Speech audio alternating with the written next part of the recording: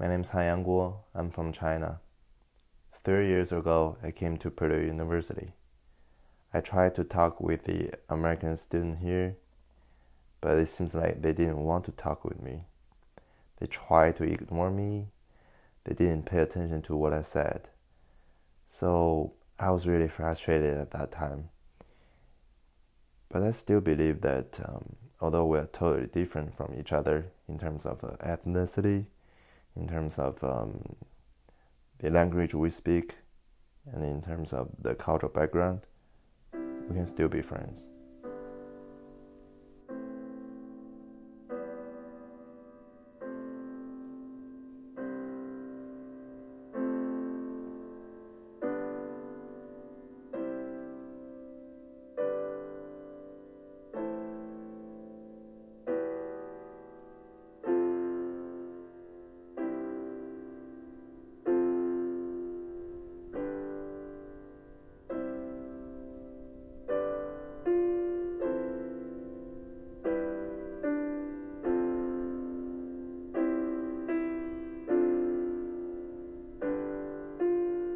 We, the Chinese Americans, the largest international group, the largest group on campus. Between these two groups, rarely interactions. 美国朋友嘛，2、3个吧。暂时还没有很多，有一些吧。I don't have a lot of Chinese friends. I have a couple phone numbers in my phone. Friends of friends, but not of my personal friends. So I have a few friends here and there, and then I try to interact with them during different activities when I can. Even at the same place, we will segregate ourselves. What are the barriers that keep us from being friends? How should we break those barriers? Hold on for a second. In order to figure that out, I invite my classmate Chris North to my apartment to get a better understanding of how these two groups communicate. Okay. Because it's kind of like a Chinese courtesy. Okay. Thank you very much. You are welcome, sir. Oh, come in. All right.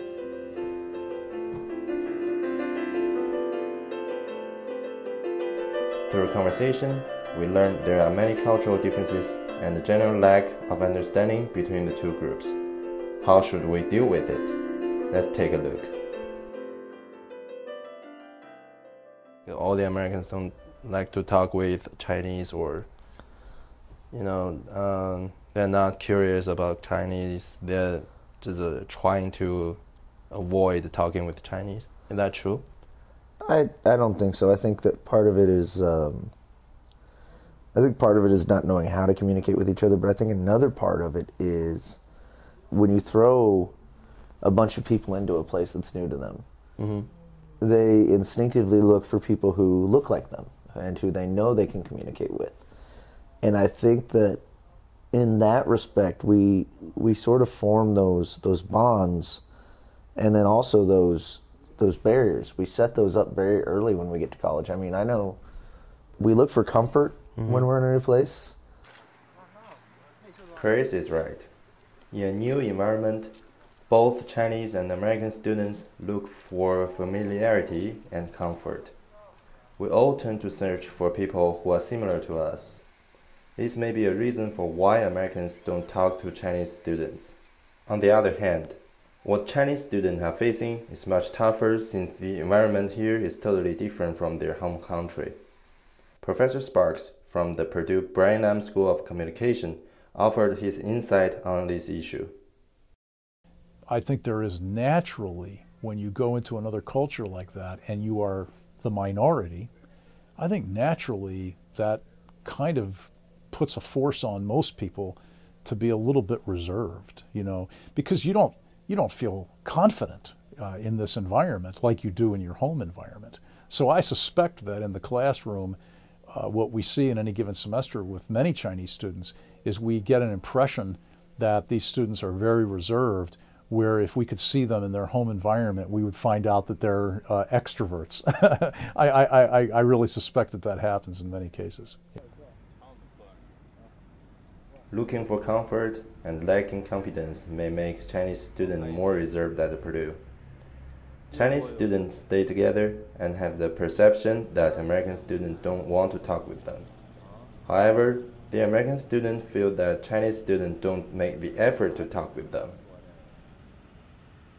I mean, a lot of the Chinese international students don't specifically like make. I guess from my point of view, don't make efforts to like, I guess, integrate into like the culture here, and also like speak English. I've had students in classes that just kind of refuse to speak English. I find that either one way they're taken back and they don't really want to participate, they don't want to speak, and then the other is that they really want to. It might be harder for them, but at least they're showing effort.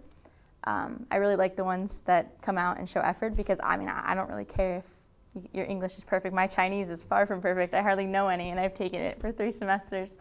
So I really enjoy meeting ones that really do want to get to know me as a person and know the American culture. And then the other ones, I kind of wish that I mean, they're here for a reason. So I wish that they would come and maybe throw themselves out there a little bit. Yes, Chinese students came to Purdue for a reason. We came to learn, not only learn concepts from textbooks and from the classroom, but also learn the local culture through the interactions with American students. Is there a reason why we don't make the effort to talk with Americans? The answer is quite simple. We worry too much about communicating in the English language. Sometimes for the Chinese, they hesitate to talk because they are afraid of making mistakes, especially for the language. So that's from my personal experience. When I just came here, I felt like I can't speak because whenever I make a mistake, it's gonna be a consequence. But No. Everybody screws up in their speech. Mm-hmm. Everyone. There's so many words, and you hear like Americans today. You'll hear somebody say, "Irregardless of."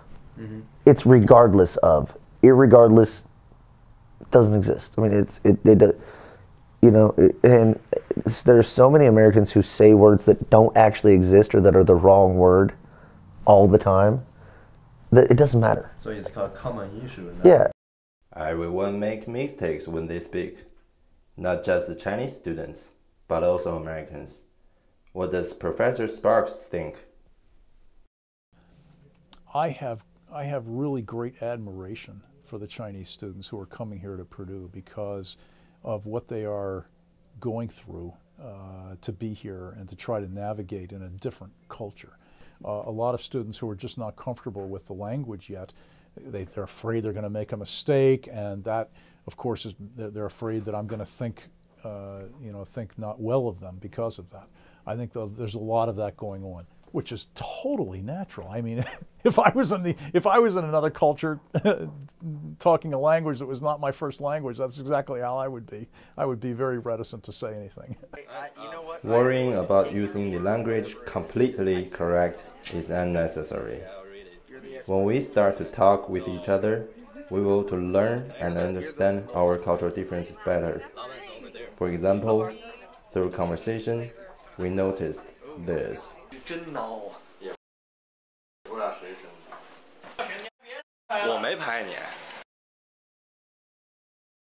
What I'm thinking is that Chinese more tend to be implicit. Like we don't show our emotion. We are not happy, okay, we just stop talking. Yeah. So we tend to let the others observe that and say that, oh, okay, this guy is unhappy about something, so we just need to be careful. Like making jokes, something like that. But Americans tend to be more explicit. So we want to say, if you want to say something, just say it. We're more expressive with our emotions in Western societies than Asian societies are, and that's another issue where we have to realize that about each other. That I mean, you could be, I could be very upset and be very obviously disturbed, and you might. I mean, again, I'm trying not to speak out of turn here because I don't know, but you could be, you could be extremely upset, and I have no idea because you're not showing it because you're trained. You've been raised not to show it. Cultural differences are everywhere, but some may ask, why does understanding cultural differences so vital? Because without knowing our cultural differences, we may never overcome some of these stereotypes and biases we have toward each other. If we do not overcome these stereotypes, we cannot become a true community. When we play basketball together, we always play with Americans, 5-on-5. We got 5 guys in Chinese and on the court, and on the other side they got 5 Americans. So we just want to have fun. So I don't know whether it's cultural differences or something like that. They'll play so aggressive, they will push me around when he just try to defend me. So I was like, oh, why are you trying to do that? We are just having a game. We are not fighting with each other. So what I'm thinking is that probably is in general is a Chinese style of thinking. So we're thinking that, okay, you are pushing me, so you are showing your aggressiveness. So I would say is for us is not comfortable with that, because we tend to have happiness on the court. We just care about how much you can shoot, how much score you can get. We're not care so much about physical competition between each other. So that and cultural thing. So that is for sure. There's when I was growing up, there were T-shirts that said "No blood, no fouls." I think if you intermix the teams and actually play together, you'll see a lot more, because I think what you're seeing is you're seeing a unification on multiple levels. You're seeing it's our team against them, but you're also getting kind of an our country against their country thing. You know, when we can unite together against something else, then we do become more aggressive. We do become more, at least in my opinion anyway, we become more aggressive and we become more vocal in our defense of one another and our posture towards other people. Different cultural backgrounds shape our different perspectives. We need to share and learn from each other's culture. However, when we compete with each other in a competition, both Americans and Chinese treat it very seriously. It often seems like we are arm wrestling to see which country is better, to determine which ethnicity is stronger. But does any of it really matter? No, not in the least. What should we do instead? We should play games peacefully and enjoy the great experience that Purdue gave us. In daily life, we should say hi, hug each other, shake hands, and have a little chat afterwards. So, the Americans and Chinese students, although we are totally different from each other in terms of ethnicity, language, and cultural background, we should always talk to each other. We can start by talking about classes, and when we realize we have more in common than we thought, we can move to the things we all enjoy, like food. Through conversations, we can learn about one another's culture, and although sometimes we may be shocked. The juice is still in there, so just make sure when you go down, you don't cut against this or embarrassed. So spicy, non-spicy. But eventually, we are friends. as you see, it's not really difficult for us to become friends with each other, right?